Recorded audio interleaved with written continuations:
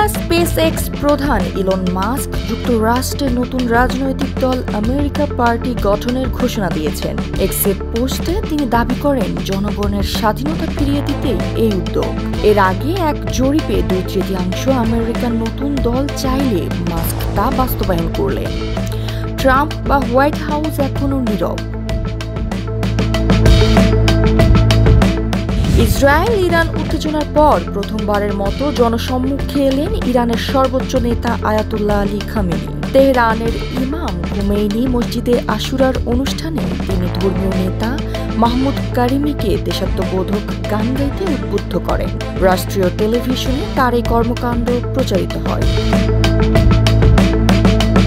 যুক্তরাষ্ট্রের টেক্সাসে আকস্মিক বন্যায় মৃতের সংখ্যা দাঁড়িয়েছে 43 জনে। স্যান অ্যান্টোনিও শহরে ভারী বর্ষণে নদীর পানি বিপদসীমা অতিক্রম করায় ঘটেছে এই বিপর্যয়।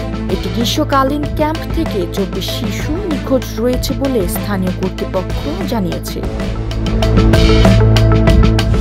বিএনপির ভাইস চেয়ারম্যান আহমেদ আজম খান বলেছেন, দলীয় নেতা কর্মীদের বিরুদ্ধে চাঁদাবাজি বা দখলবাজির প্রমাণ পেলে শুধু বহিষ্কার নয়, তাদের পুলিশে সোপর্দ করা হবে।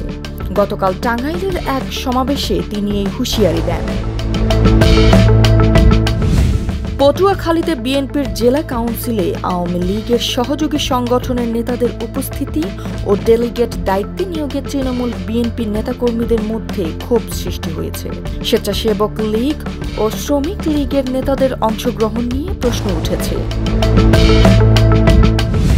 জামায়াতে ইসলামীর নায়েবে আমির অধ্যাপক মুজিবুর রহমান বলেছেন, জাতীয় সংসদ নির্বাচনের আগে স্থানীয় পর্যায়ে নির্বাচন আয়োজন জরুরি। রোববার ঢাকায় আশুরা উপলক্ষে আয়োজিত এক আলোচনায় তিনি এ মন্তব্য করেন। বিএনপি মহাসচিব মির্জা ফখরুল ইসলাম আলমগীর বলেছেন, দলকে সংস্কার বিরোধী বলা পরিকল্পিত অপপ্রচার। তিনি দাবি করেন, বিএনপি সংস্কারে অঙ্গীকারবদ্ধ, তবে একটি চক্র ইচ্ছাকৃতভাবে বিভ্রান্তি ছড়াচ্ছে।